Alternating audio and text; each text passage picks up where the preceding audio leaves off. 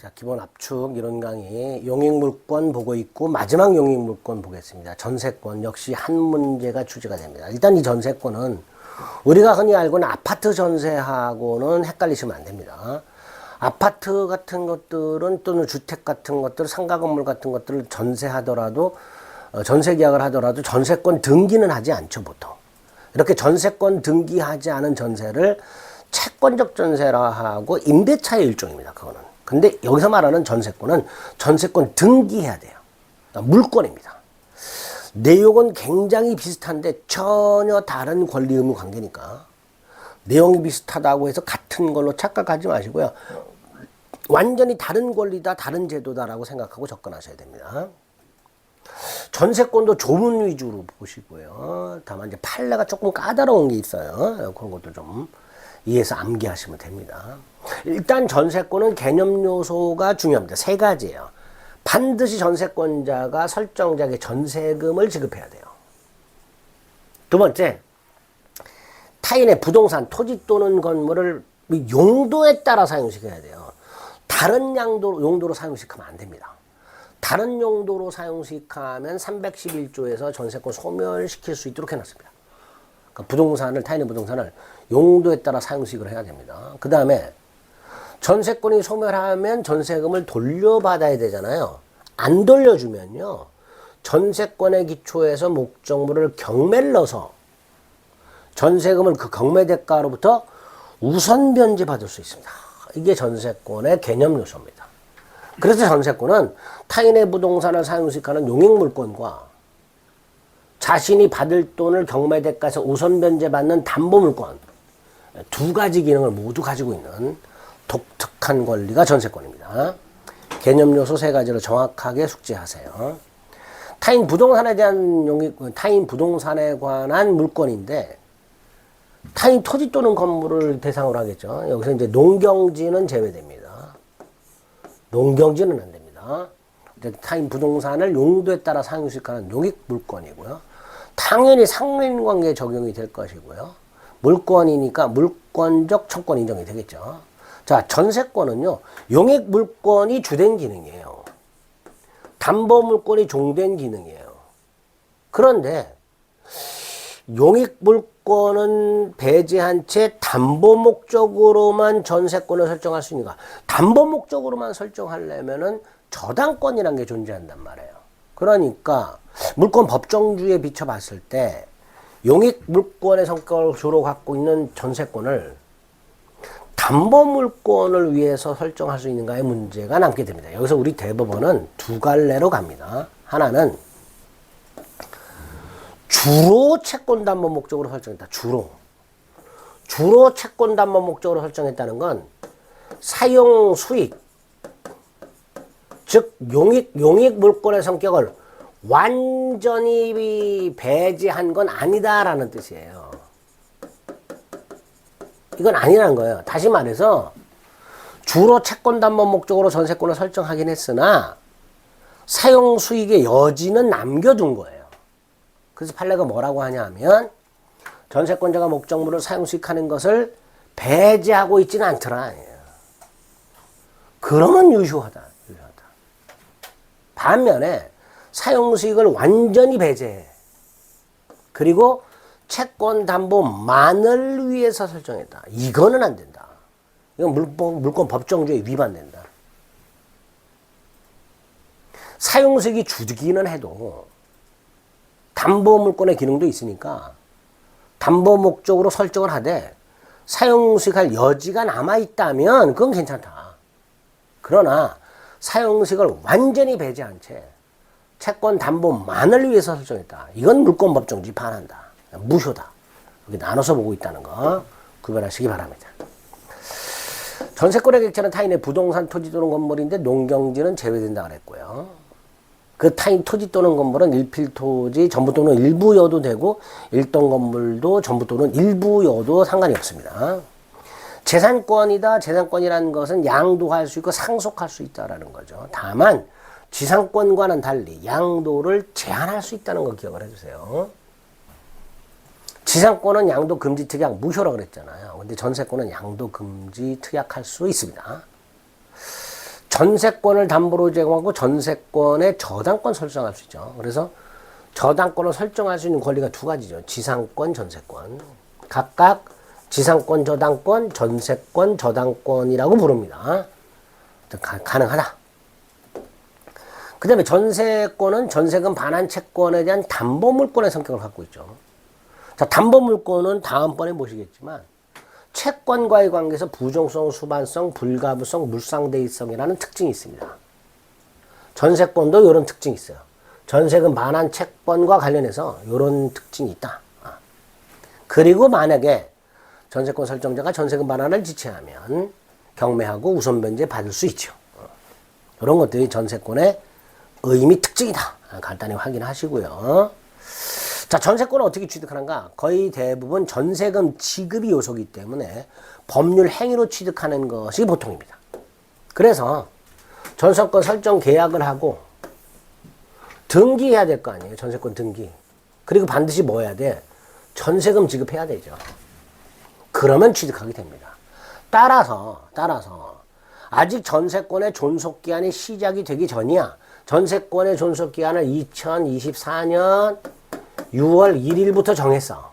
근데 등기는 2024년 5월 1일 미리 했어. 이렇게 전세권 존속기간이 시작이 되기 전 등기라 하더라도 일단 그 등기는 유효로 보게 돼요.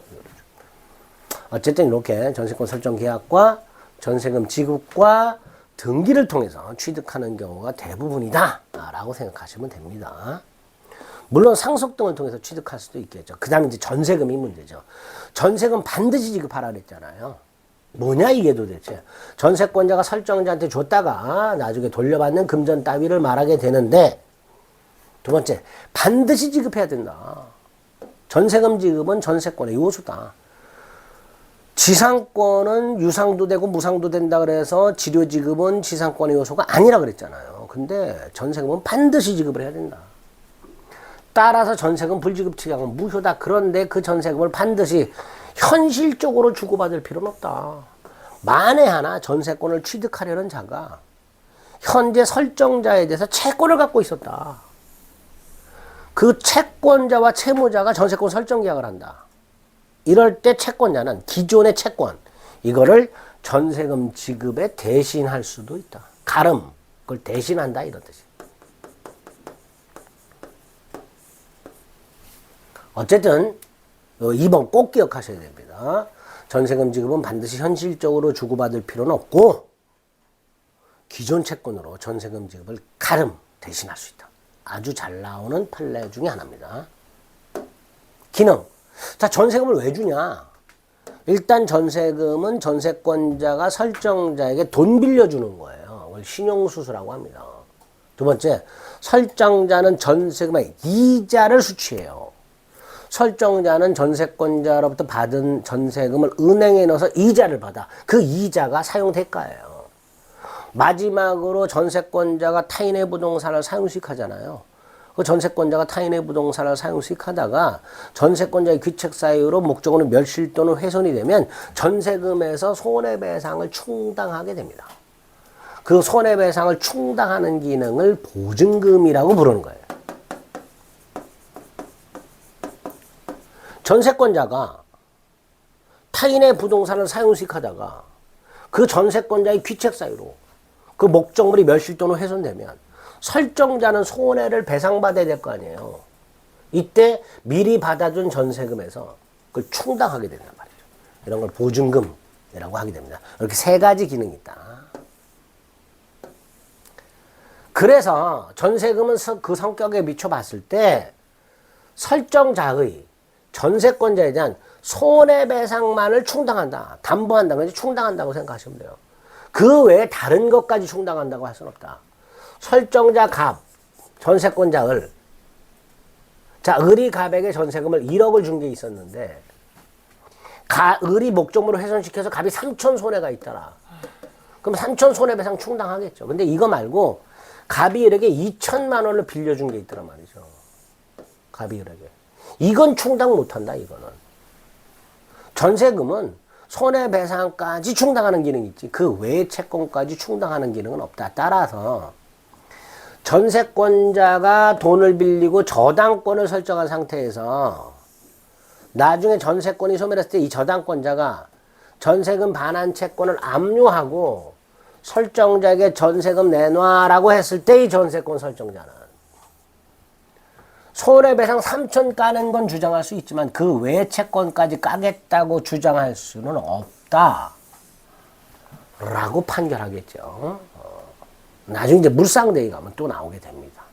어쨌든 전세금은 전세권자의 귀책사에 위한 손해배상을 충당하는 기능이 있을 뿐 그 외의 채권까지 충당하는 기능은 없다. 그 다음 4번. 전세권자가 중간에 돈이 필요하면 전세금 반환 채권을 양도할 수 있는가? 일단 전세금 반환 채권과 전세금은 담보물권과 피담보 채권의 관계가 있고요. 이 두 개는 뗄래야 뗄 수 없는 부종성, 수반성, 불가분성, 물상대의성이라는 관계가 있어요. 그 말은 원칙적으로 분리양도할 수가 없다라는 거예요. 따로따로 양도 못하는 거예요. 특히 전세권만 양도하는 건 절대로 허용하지 않습니다. 을이 갑에게 전세금을 1억 준 게 있어. 1억 전세금 반환 채권이 있어, 을이. 그리고 갑소유 땅에 전세권이 있어. 즉 을은 갑소유 땅을 사용수익할 수 있어. 자, 이때 을이 전세권만 팔아먹는다. 절대로 안 된다. 전세권만 팔아먹는 건. 자, 문제는 을이 전세권은 그대로 갖고 있고 이 전세금 반환 채권만 팔아먹을 수 있는가? 그게 양가로 2번이죠. 이것도 당연히 원칙적으로 인정이 안 되는 거야. 그런데 우리 대법원이 예외적으로 두 가지 경우에 인정을 합니다. 전세금 반환 채권만 팔아먹을 수 있는 예외. 첫째, 전세권의 존속기한이 만료가 돼요. 그럼 전세권자는 더 이상 목적물로 사용식을 못하잖아. 즉 용익적 권리가 사라져. 요때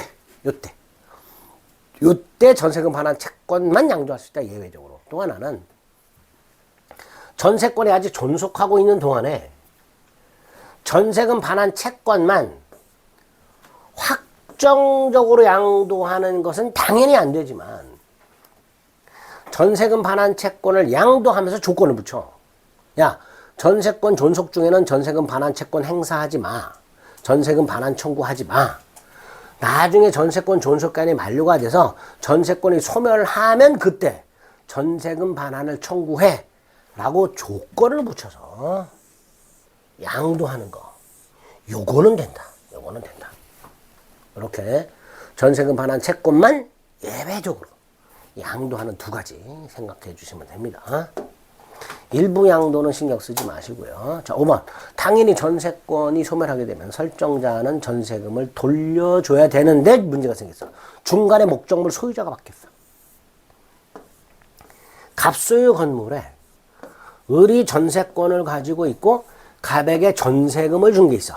즉 갑에 대해서 전세금 반환 채권을 갖고 있어. 당연히 나중에 갑이 전세금을 반환할 의무가 있겠죠. 그런데 갑이 중간에 목적물을 팔았네. 자, 전세권은 물권이니까 신소유자에게 당연히 행사 주장할 수 있네. 그러니까 전세금 반환 채권도 당연히 신소유자에게 주장할 수 있네.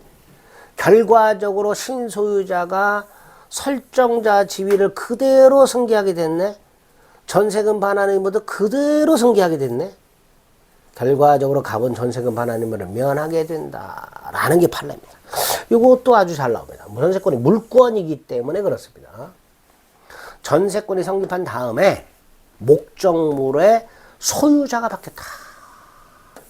그러면 신소유자가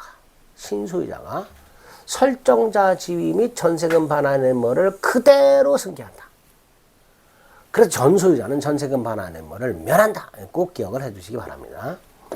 약정한 전세금이 경제사정의 변동으로 상당하지 않게 되면 당사자는 일방적으로 증액 또는 감액을 청구할 수 있고요. 다만 지상권에도 지료증감 채권이 있었잖아요.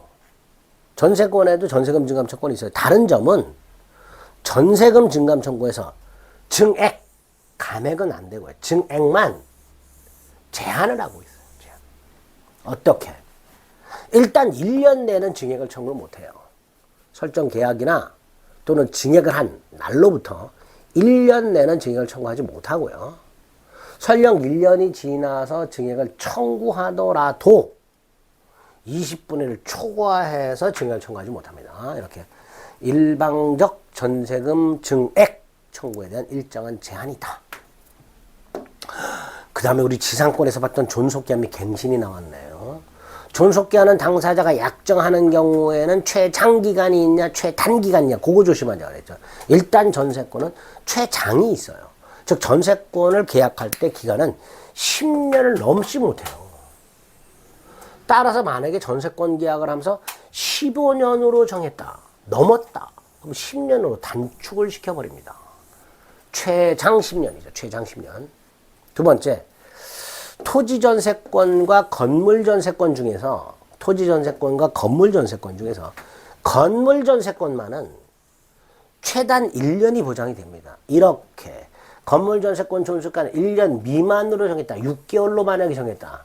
그러면 1년으로 본다. 1년으로. 최단 1년이 건물전세권에는 보장이 되어 있습니다. 그 다음 만약에 기간을 정하지 않으면 두 갈래라 그랬죠. 법정기간이 있다 그랬어요. 이 지상권이죠. 또 하나는 기간에 정함이 없는 것으로 보고 언제든지 권리나 계약을 소멸시키는 경우가 있다 그랬어요. 자, 여기서 전세권은 후자입니다. 기간을 정하지 않으면 기간에 정함이 없는 전세권으로서 각 당사자, 즉 설정자 또는 전세권자는 언제든지 전세권 소멸을 상대방에게 통고를 할 수 있고 상대방이 통고를 받은 날부터 6달이 경과함으로써 말소 등기 없이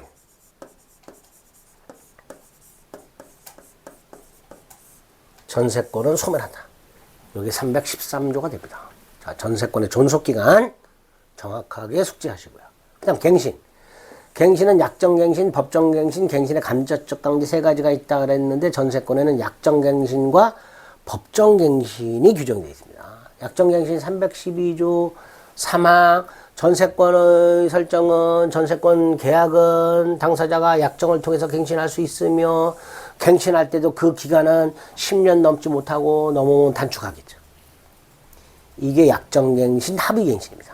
그 다음 법정갱신, 묵시갱신, 자동갱신이 있는데 이 법정갱신, 묵시갱신, 자동갱신도 건물전세권에만 인정이 됩니다. 토지전세권에는 인정이 안 되고요. 자, 건물전세권 설정자가 전세권 존속기한이 만료가 되기 전 6달 전부터 한 달 전 요 사이 전세권 존속기한이 만료가 되기 6달 전부터 한 달 전 사이에 설정자가 전세권자에게 무슨 통지를 하지 않은 경우 갱신 거절 통지라든가 조건을 변경하지 않으면 갱신하지 않겠다라든가 이런 통지를 하지 않았다면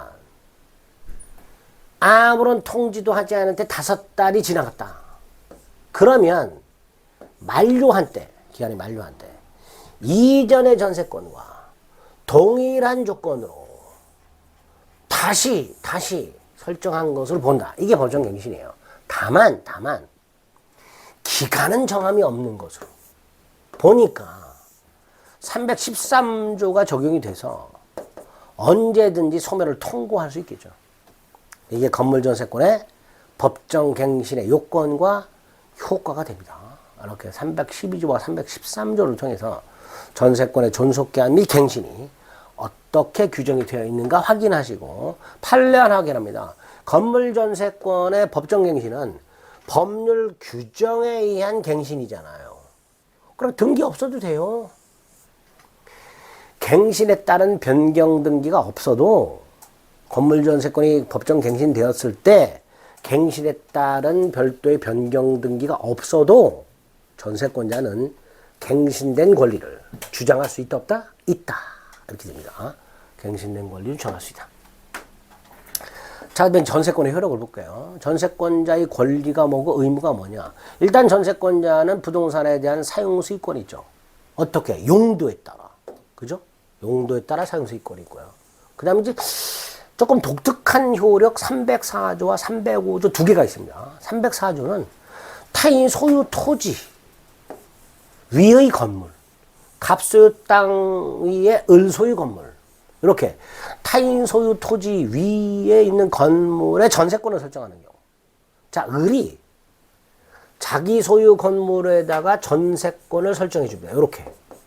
자, 이때 을, 남의 땅에 건물을 소유하고 있으니 을은 이 땅에 지상권이라든가 임차권 따위를 가지고 있어야 되겠죠. 만약에 을이 땅에 아무런 권리가 없다면 이 권리는 무단 건물이기 때문에, 을의 땅에 아무런 권리가 없다면 이 건물은 무단 건물이기 때문에 철거돼야 돼요. 그럼 이 전세권자는 찍소리 못하는 거예요. 그래서 304조는 을이 땅에 대해서 뭔가 정당한 권리가 있다라는 전제가 깔려 있습니다. 자, 어쨌든 이렇게 타인 토지 있는 건물에 전세권을 설정했어. 근데 여기서 한번 생각해 보세요. 나중에 전세권이 소멸했는데 을이 병에게 전세금을 반환하지 않으면 병은 전세권에 기초해서 건물을 경매 넣을 거 아니에요. 그럼 이 건물을 경락받은 사람은 건물 소유권뿐만 아니라 지상권 또는 임차권도 취득해야 될 거 아니에요.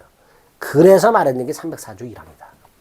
이 건물 전세권의 효력은 지상권 또는 임차권에도 그 효력이 미친다.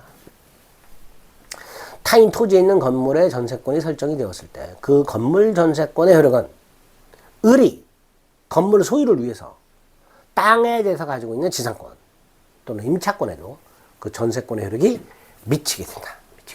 그게 304조 1항입니다. 2항은 몰라도 됩니다. 확인하시고요. 그다음에 305조는 법정사건에서 말씀드렸죠. 토지와 건물이 존재하고 소유자가 동일한 상태에서 건물의 전세권을 설정하고 땅이 팔렸을 때 건물 소유자인 전세권 설정자가, 전세권자가 아니라 전세권 설정자가 지상권을 취득하게 된다고 그랬습니다. 점유권, 물권적 청권 상린관계 인정이 된다 그랬고요. 그 다음에 4번. 누누이 말씀드렸지만 용익물권자가 현상 유지 수선 의무가 있다고 그랬죠. 전세권에 아예 규정이 있어요. 309조에서 전세권 설정자가 아니라 전세권자가 목적물에 관한 현상 유지 수선 의무가 있다라는 규정을 두고 있습니다. 그 결과 전세권자는 뭐가 없다고 그랬어요? 피르비 상환처권이 없다고 그랬죠. 기억하십니다. 자, 그다음에 이제 5번. 지상권에서 봤던 거하고 비스무리한 게 있죠. 전세권 양도할 수 있죠. 전세권 담보로 제공하고 전세권에다가 저당권 설정할 수 있죠. 그죠? 그 다음에 존속기간 내 목적물을, 그 타인 토지 또는 건물을 전전세할 수도 있고 임대할 수도 있죠. 이 전전세가 지상권하고 좀 다르죠. 지상권은 양도, 지상권 담보 제공, 토지 임대가 있는데 전세권은 전세권 양도, 담보 제공, 목적물 임대 플러스 전전세까지 있고 또 하나 지상권에는 없는 단서가 있네요. 금지한 때는 그러하지 않는다. 아, 전세권 양도는 금지 특약할 수 있구나. 지상권은 양도가 절대적으로 보장이 되기 때문에 지상권 양도 금지 특약은 무효라 그랬잖아요. 그죠? 그런데 전세권은 아예 조문해서 양도 금지 특약할 수 있도록 해놨습니다. 꼭 기억하자. 그리고 전전세 또는 임대, 그 다음에 담보 제공세 몇 가지 볼 게 있어요. 양도는 됐고요. 자, 전세권의 담보 제공이라고 되어 있습니다. 전세권의 담보 제공은 뭐예요? 전세권의 저당권을 설정하는 거죠. 자, 을이 전세권을 갖고 있고 갑소유 땅에 전세금 반환 채권이 있더라, 이러. 을이 병한테 돈을 빌리면서 전세권에다가 저당권을 설정했다. 자, 이 저당권자는 사실 뭘 보고 있는 거예요? 전세권 존속기간이 만료됐을 때 을이 돌려받는 1억. 그거 보고 돈 빌려준 거란 말이죠. 그죠? 어쨌든 요런 이제 전세권 저당권이라 하는데, 자, 이때 A. 전세권의 존속기한이 만료가 되면 당연히 전세권 소멸하고 그 전세권을 목적으로 했던 저당권도 소멸합니다. 자, 그런데 여기서 전세권이 소멸한다는 것은 용익물권이 사라진다는 뜻이에요. 전세금을 돌려받을 때까지 담보물권은 존속합니다. 그런 의미예요. 또 저당권도 당연히 소멸한다는 말도요. 이런 의미입니다. 저당권자는 더 이상 전세권에 대해서는 저당권을 실행할 수 없고 즉 전세권을 경매에 넣어서 돈을 회수할 수는 없고 을이 받게 되는 전세금 반환 채권이 있을 거 아닙니까? 여기에 물상대유할 수 있다는 거예요. 다시 말해서 갑이 이렇게 전세금을 돌려주기 전에 그걸 돌려주지 못하도록 압류를 하고 추심이나 전부명령이라고 해서 법원이 야 저당권자 네가 가서 전세금 받아 그런 명령을 말하는 거예요. 그 명령을 받아가지고 전세권 설정자에게 봐라 법원이 나한테 돈 주라 그랬지 나한테 돈 내놔 요렇게 할 수 있다라는 걸 의미하게 됩니다. 전세권 담보세요 A, B를 좀 읽어보시고요.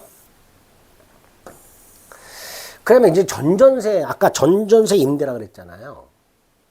목적물을 타인에게 전전세할 수도 있고 임대할 수 있잖아. 갑이 을에게 사용수익하라고 전세권을 설정해 줬는데 을은 갑의 동의 없이도 목적물을 임대나 전전세할 수 있도록 해놓은 거란 말이에요. 대신 책임을 가중하고 있더라. 308조. 전전세나 임대하지 않았어. 그러면 면할 수 있었던 불강력적 손해에 대해서 책임을 부담하도록 하고 있습니다.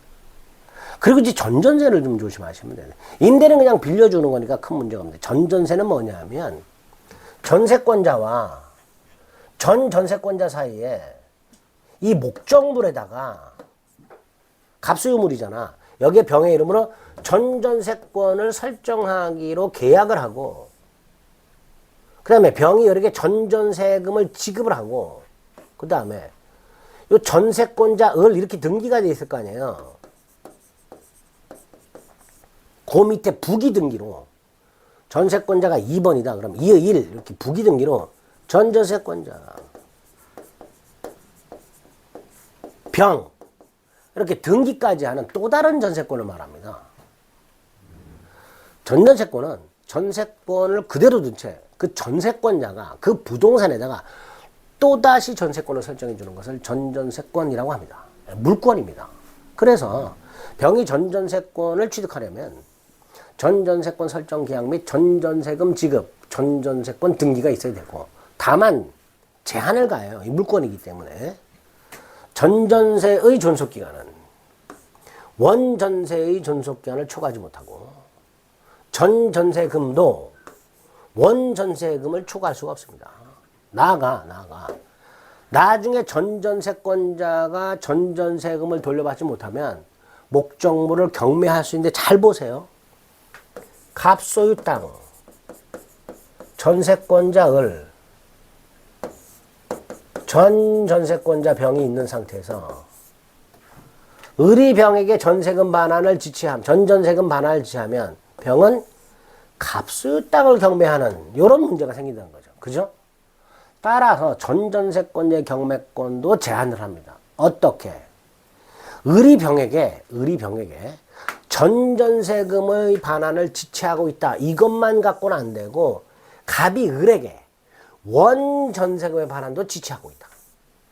이럴 때 전전세권자가 경매권이 인정이 됩니다.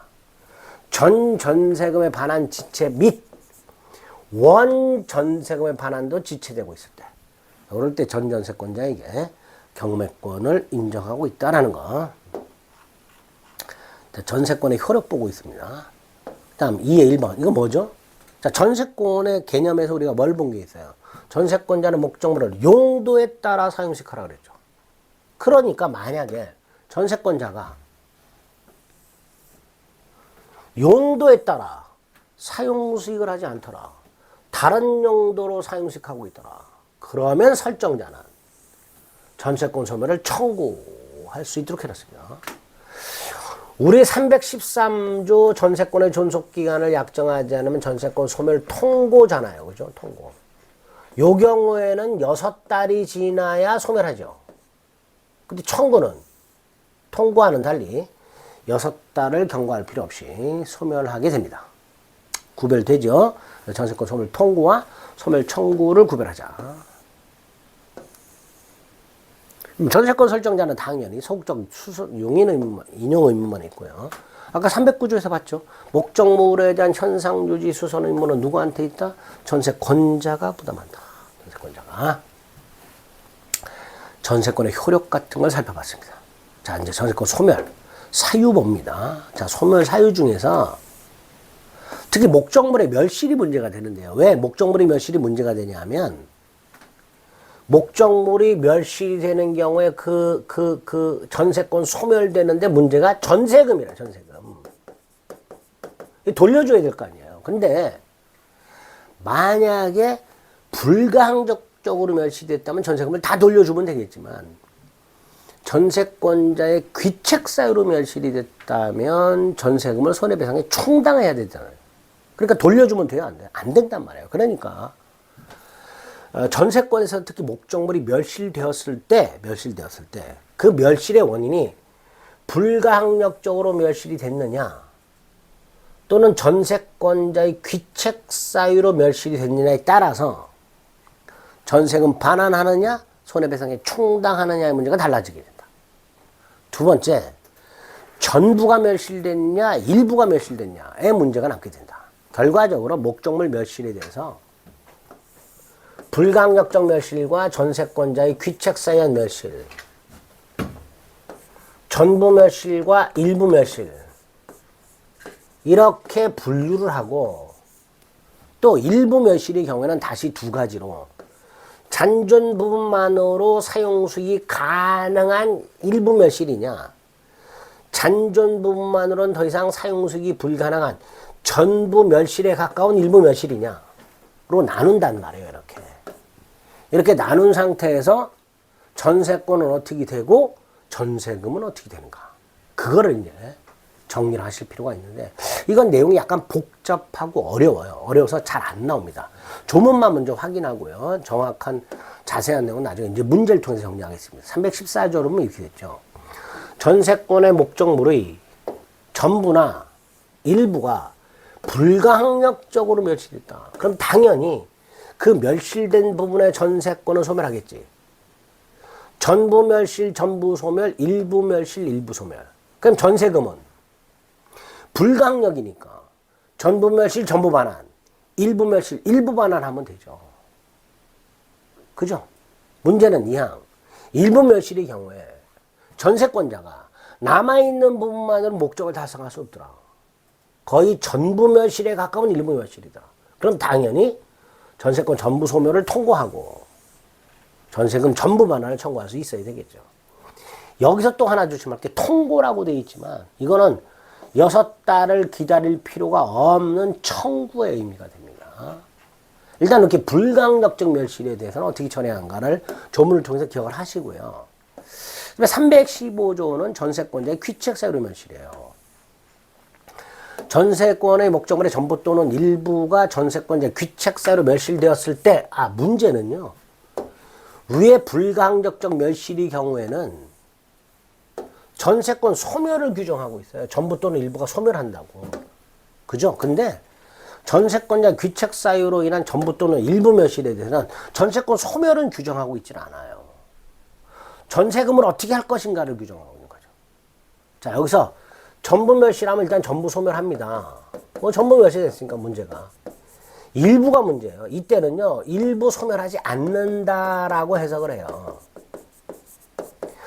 아까 불가항력적으로 일부 멸실되었을 때는 일부 소멸한다 그랬잖아요. 근데 전세권자의 귀책 사유로 일부가 멸실되었을 때 전세권 일부는 소멸하지 않는다라고 해석하는.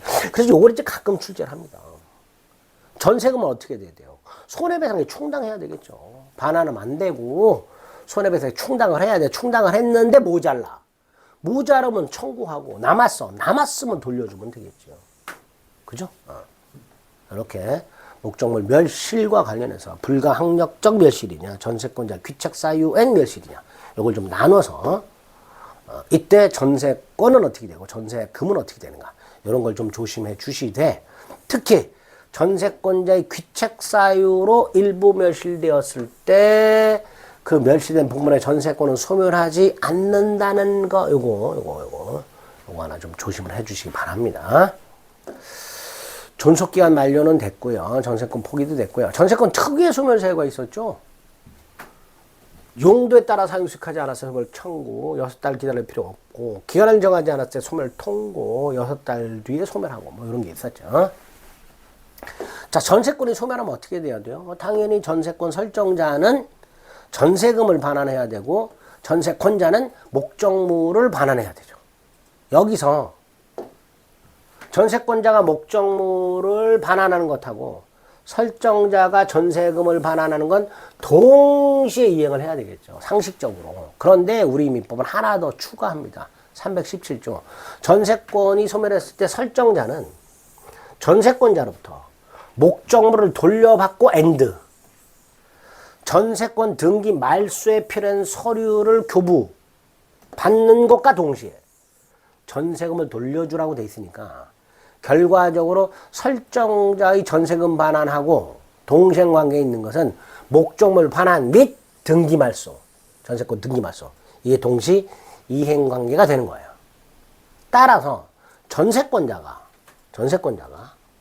목적물을 경매를 넣는 경우 설정자를 지체에 빠뜨려야 되잖아요. 그러려면 어떻게 돼요?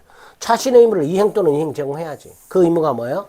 목적물 반환 및 전세권 등기 말소에 필요한 서류 교부까지 해야 설정자의 전세금 반환 의무를 지체에 빠뜨리게 되고 경매를 넣을 수 있게 됩니다. 자, 이 경매와 관련해서 두 가지를 조심하셔야 돼요. 하나는 자, 전세권자가 목적물 반환 및 전세권 등기 말소에 필요한 서류를 교부함에도 불구하고 설정자가 전세금 반환을 지체하더라. 그럼 전세권자는 목적물을 경매할 수 있는데, 자, 이 경매에서 두 가지가 문제가 돼요. 하나가 저당권자와의 관계입니다. 자, 이 저당권자의 관계는 등기 선에 따라서 우연히 달라져요. 특히 저당권이 최선순위고 그 다음 전세권이 설정이 됐을 때는 누가 경매를 넣든 최선순위 저당권이 말소 기준 권리가 되기 때문에 전부 소멸하고 순위배당을 받으면 돼요. 그런데 만에 하나 전세권이 최선순위 저당권보다 선순위고 그 다음에 저당권자가 경매를 넣은 경우 이 경우에는 최선순위 저당권보다 선순위 전세권은 소멸하지 않습니다. 이게 원칙이에요. 다만 이때 전세권자가 배당을 요구하면 이때 전세권은 소멸한다. 이렇게 보게 됩니다. 요거 조심하시고 또 하나는 일부 전세권. 갑소유 5층짜리 건물의 5층의 전세권을 갖고 있는 을 갑이 전세금을 돌려주지 않는다. 그럼 얘는 경매를 넣어야 되는데 여기서 조심하세요. 일부 전세권자는 나머지까지 경매 신청할 수 없다. 즉 전체를 경매할 수는 없다. 물론 누군가에 의해서 전체가 경매가 될 때 우선 변제는 당연히 받을 수 있어요. 후순위 권리자보다 먼저 받을 수는 있으나 전세권의 목적이 아닌 나머지 부분까지 경매를 신청할 수는 없습니다. 경매에서 두 가지를 좀 조심해서 봐주시기 바랍니다. 그 다음에 4번. 자, 우리 지상권에서도 봤지만 전세권자가 목적물을 반환할 때 현상 그대로 반환하는 게 아니라 원상에 회복해서 반환한다 그랬죠. 자, 여기서 원상 회복 의무 중에 하나가 전세권자가 목적물에 부속시킨 물건. 근데 이제 간판 같은 것들, 번호키 같은 것들, 이런 것들, 이런 부속물을 수거해야 돼요. 그런데 이 부속물을 수거할 때 설정자가 야, 그거 수거하지 말고 팔아라. 부속물 매수 청구할 수 있고요. 반면에 전세권자도 설정자에게 사라 청구할 수 있는데 전세권자가 사라 청구할 수 있는 부속물은 설정자가 팔아라 할 수 있는 부속물과는 달리 제한이 돼 있어요. 두 개. 설정자 동의 얻어 부속시킨 거, 설정자로부터 매수한 거. 자, 전세권자는 설정자 동의 얻어 부속시켰고 또는 설정자로부터 매수했고 요것만 전세권자는 설정자한테 사라고 할 수 있어요. 반면에 전세권 설정자는 그런 거 따지지 않고 야, 그 부속물 뜯어가지 말고 나한테 팔아라 라고 할 수 있습니다.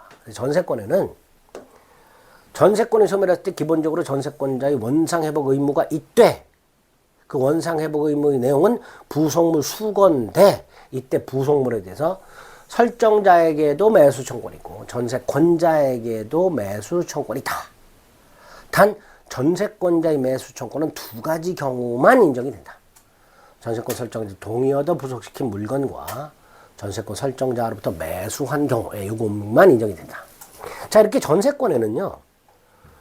설정자 및 전세권자에게 부속물 매수 청구권이 인정될 뿐 지상물 매수 청구권이 규정이 없어요. 예를 들어서 토지 전세권자가 나중에 토지 소유자에게 지상물 매수를 청구할 수 있어야 되는데 지상권자처럼 그게 없어요. 그게. 그래서 우리 대법원이 그래. 토지 전세권자에게 지상물 매수 청구권을 부정할 이유가 뭐가 있냐? 인정한다. 원래는요. 얼핏 생각하면 갑소유 땅에 전세권자 을이 건물을 지어서 소유하고 있다. 이 건물을 부속물로 보고 매수 청구할 수 있다라고 해석을 해주면 돼요. 부속물이란 별도의 독립한 물건이니까 이 건물을 을이 부속한 물건으로 보고 을이 갑에게 부속물 매수를 청구할 수 있다라고 해석을 하면 되는데 다만 그러려면 이게 갑의 동의를 얻었거나 갑으로서 매수한 경우여야 되잖아요. 이런 제한이 걸리잖아. 그러니까 토지 전세권자의 지상물 매수 청구를 인정하기 위한 근거로는 부족하단 말이지. 부속물 매수 청구가. 그래서 안 되겠다. 토지 임차인의 지상물 매수 청구를 유추해 주자. 해서 토지 전세권자에게도 토지 임차인의 지상물 매수 청구를 유추해서 지상물 매수 청구를 별도로 인정하고 있는 게 판례입니다. 마지막 전세권자는 필요비 상환 조건은 없다고 그랬죠. 그러나 뭐는 있어요? 당연히 유익비 상환 조건은 규정을 통해서 인정하고 있습니다. 자, 이런 것들이 전세권이다 라고 생각하시면 됩니다. 그래서 제한물권 중에 지상권, 지역권, 전세권 세 가지 용익물권 살펴봤습니다. 각각 한 문제 나왔다 그랬고요. 특히 지역권 열심히 보셔서 꼭 맞춰주시고 지상권하고 전세권은 기본이 되는 걸 위주로 정리하셔서 그 수준에서 나오는 거 그거를 맞출 수 있도록 준비하시면 되겠습니다.